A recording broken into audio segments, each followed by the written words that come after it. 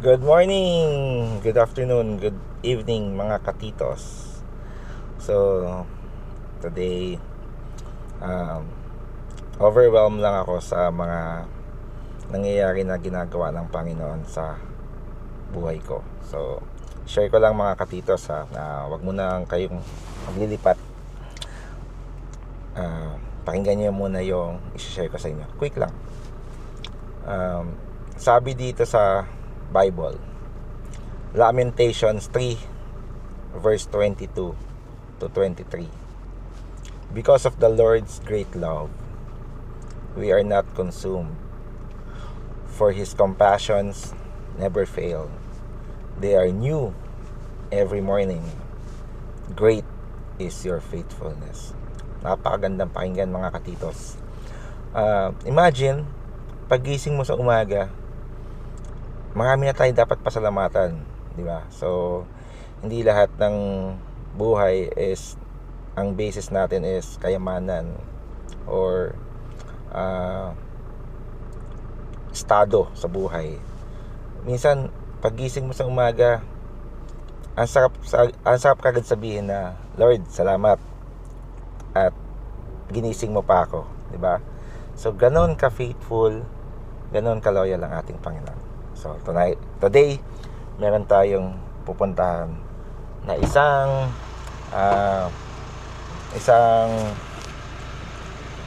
activity na pinapakita talaga ni Lord na siya ay faithful sa akin.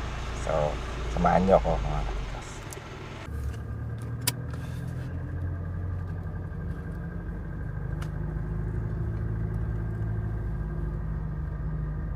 Guys, andito na kami sa Madrigal Business Park. So, walking na papuntang CCF. So, siya nga pala, ang pupuntahan natin ay yung church namin, CCF Alabang. So, may i-witness tayo. Kasi yung isa naming kasama sa church, yung ka-D group namin or ka-discipleship group namin, ay magpapa-water baptism. So, inatasan kami para mag-witness. So, God is good. Okay. Say hi, Bing.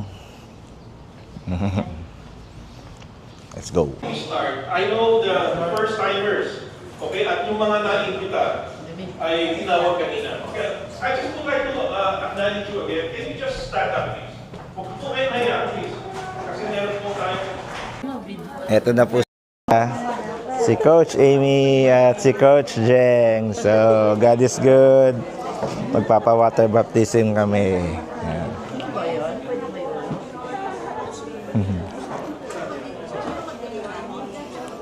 True life retreat. So, unshackled. True life.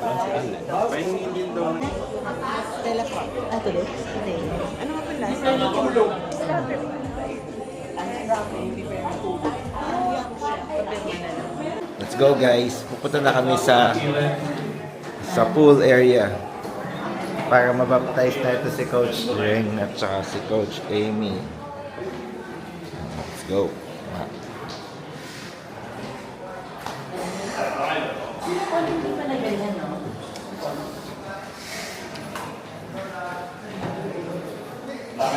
Kahit siya na sila Sherwin. Sherwin.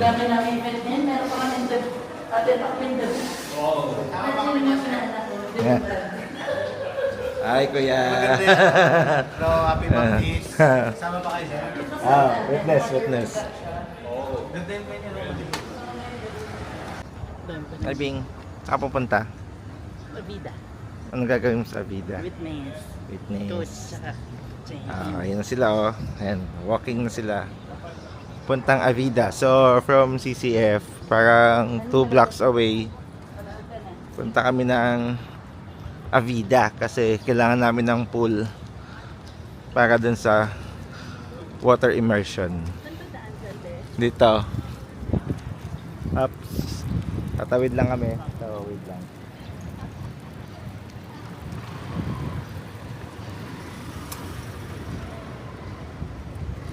Tawid.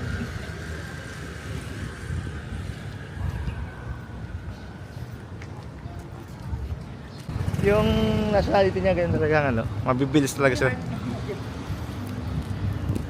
Ito na po, Avida.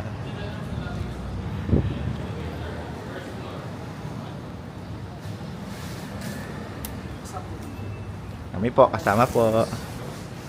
Hello po. Sir Rocky, hello Sir Rocky. Gabi na lang, elevator Okay. first.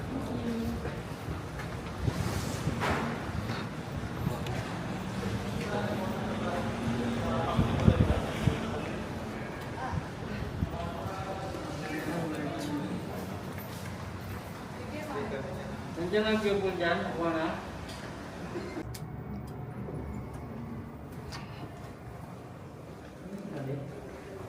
I don't know. Ito, this one.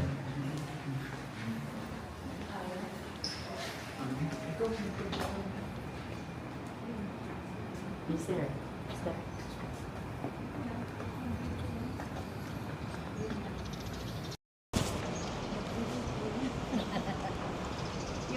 Dito na po kami sa pool area.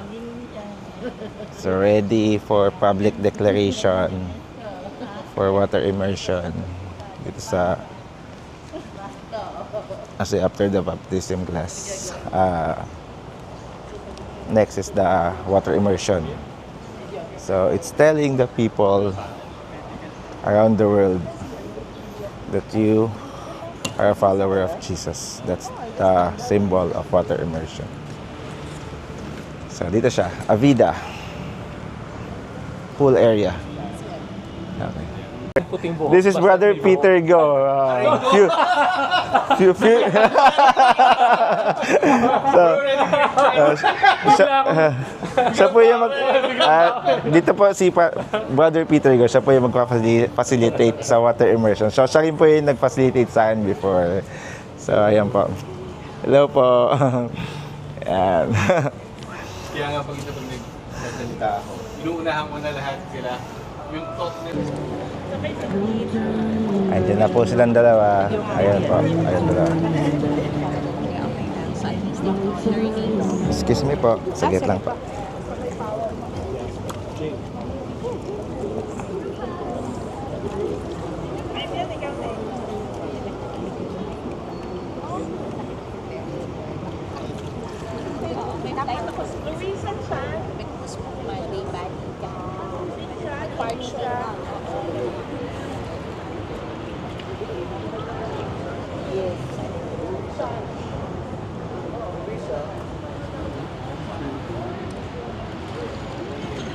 Yay! Praise God!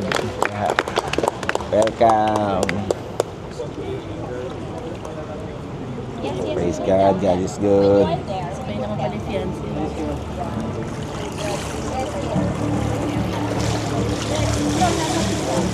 Yay! Ano masasabi mo, bro, Jeng? Yes, God is good. Let's go. How about you, Sis Amy? Yes. Let's go. Mawaya ka rin. Ay, lamig tubig.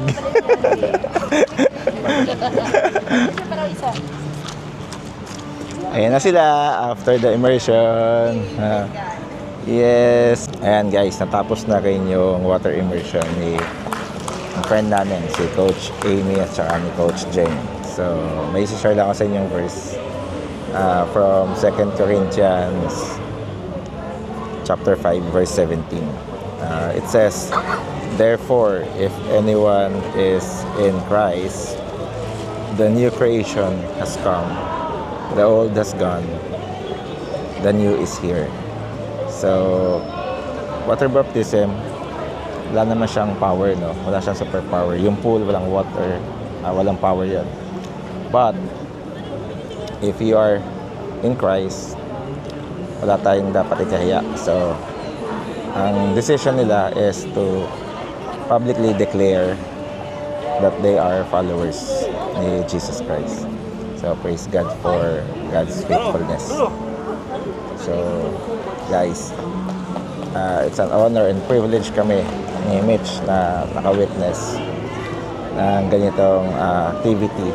We're very happy na meron naman tayong kapatid sa Panginoon na nag-surrender 100% their life. So, thank you, Lord.